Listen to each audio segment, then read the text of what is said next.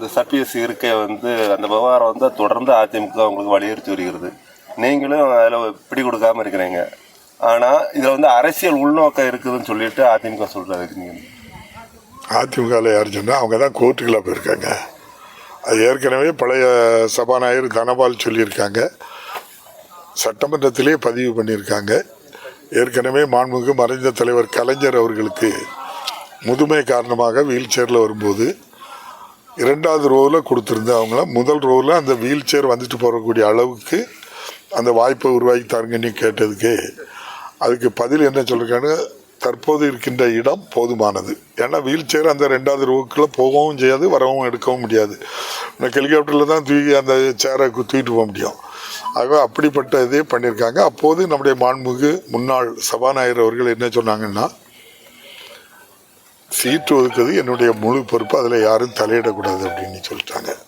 அதுக்காக நான் இதை செய்யலை. இப்போ நம்முடைய மாண்புமிகு முதல்வர் ஓபிஎஸ் அவர்களும் இபிஎஸ் அவர்களும் இருக்கின்ற இருக்கைகள் அவங்க 2 பேரும் தான் எழுதி கையெழுத்து போட்டு எனக்கு இந்த இடமும் தாருங்கன்னு சொல்லி அவங்க 2 பேரும் தான் கேட்டிருக்காங்க. அந்த இடத்துல தான் அவங்க உட்காந்துருக்காங்க. இப்போ அவங்களுக்குள்ள பிரச்சனை இருக்குன்னு சொல்கிறாங்க. அவங்க பிரச்சனை போடுவாங்க, பிறகு சேர்ந்துக்கிடலாம். இன்னும் உங்களுக்கு எல்லாம் நான் சொல்கிறேன், விதிப்படி சட்டப்படி இதே போல் என்கிட்ட ரூமில் வந்து 66 எம்எல்ஏக்களில் பெரும்பாலானவர்கள் என்கிட்ட வந்து கேட்டாங்க. அப்போ தான் நம்முடைய மாண்புமிகு முன்னாள் சபாநாயகர் தனபால் அவர்களும் சொன்னாங்க, விதியில் இப்படியெல்லாம் இடம் இருக்குன்னு சொல்லி கேட்டாங்க. அப்போ நான் அவங்ககிட்ட திரும்ப கேட்டேன், நான் உங்கள் கட்சிக்கு விரோதமாட்டு இந்த அரசோ நாங்களே எந்த நடவடிக்கையும் எடுக்கலை. நீங்கள் 1 இருங்க 2 3 பிரிஞ்சாலும் சரி தான், அதில் நாங்கள் இதுலேயும் வந்து நாங்கள் தலையிடலை. ஆனால் நீங்கள் சபாநாயகராக இருக்கும்போது ஓபிஎஸ் உட்பட 11 எம்எல்ஏக்கள் ஒரு சிம்பலில் ஜெயிச்சு அதுக்கு எதிராட்டு ரெட்டலைக்கு எதிராட்டு ஓட்டு போட்டு அவங்க மேலே இந்தியன் கான்ஸ்டியூஷன் 10th ஷெட்யூல் படி அவங்கள பதவி இறக்கம் செய்யணும், தகுதி நீக்கம் செய்யணும். நீங்கள் செய்யாமல் இருந்தீங்க. அப்போ நீங்கள் சட்டத்தை கடைப்பிடிச்சீங்களா, அப்போ ரூலை கடைப்பிடிச்சீங்களா, எதை கடைப்பிடிச்சிங்க? நான் இப்போ ஏதாவது ரூலுக்கு விரோதமாட்டோ அல்லது இந்திய அரசியலமைப்பு சட்டத்துக்கு விரோதமாட்டோ நான் ஏதாவது செய்திருக்கேனான்னு சொல்லுங்கள். ஒன்றுமே இல்லைண்ணா. நான் சீட்டு இருக்கைகள் ஏற்கனவே நம்ம கொடுக்கப்பட்டிருக்கு. இப்போ நீங்கள் சொல்கிறீங்க அவரை கட்சி விட்டிக்கிட்டேன்னு நீங்கள் சொல்கிறீங்க. அதுபோக துணைத் தலைவராட்டு உதயகுமாரை வச்சுருக்கேன்னு சொல்கிறீங்க. நான் அதே போல் தான் துணைத் தலைவராட்டு உதயகுமார்னு தான் சொல்கிறேன். தலைவராட்டு எதிர்கட்சி தலைவராட்டு ஐயா எடப்பாடி பழனிசாமி அவர்களை தான் அங்கீகரிச்சிருக்கோம். அதில் எங்களுக்கு மாறுபட்ட கருத்தே கிடையாது. ஆனால் நம்முடைய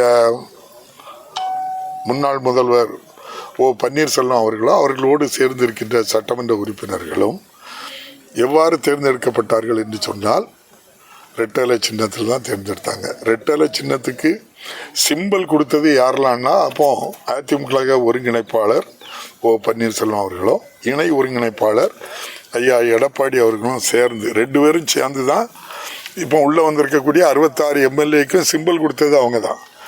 ஒரு சட்டமன்றத்தில் எந்த சிம்பலில் ஜெயிச்சு வந்திருக்காங்களோ அவங்களாட்டு கட்சி மாறியோ ஏதேனும் பிரச்சனை பண்ணாத வரைக்கும் அதே சிம்பலில் தான் அதே அதிமுக சட்டமன்ற உறுப்பினராக தான் நாங்கள் கணக்கெடுக்க முடியும். இதுதான் பேரவை விதி, இந்திய அரசியலமைப்பு சட்டம்.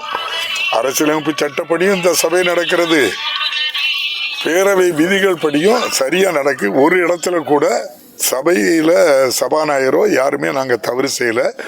என்னொன்னையும் தெரிஞ்சிடுங்க, இருக்கைகளை பொறுத்தளவுக்கு எதிர்கட்சி தலைவருக்கு மட்டும்தான் பேரவை விதிப்படி அங்கீகரிக்கப்பட்ட இடம்.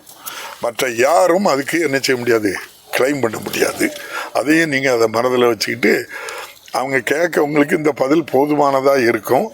இதெல்லாம் மீறி அவங்க எங்கே போயிருக்காங்க, கோர்ட்டுக்கும் போயிருக்காங்க. கோர்ட்டினுடைய தீர்ப்பு வந்து சட்டமன்ற தலைவரையோ பேரவையோ என்ன செய்யாது, கட்டுப்படுத்தாது.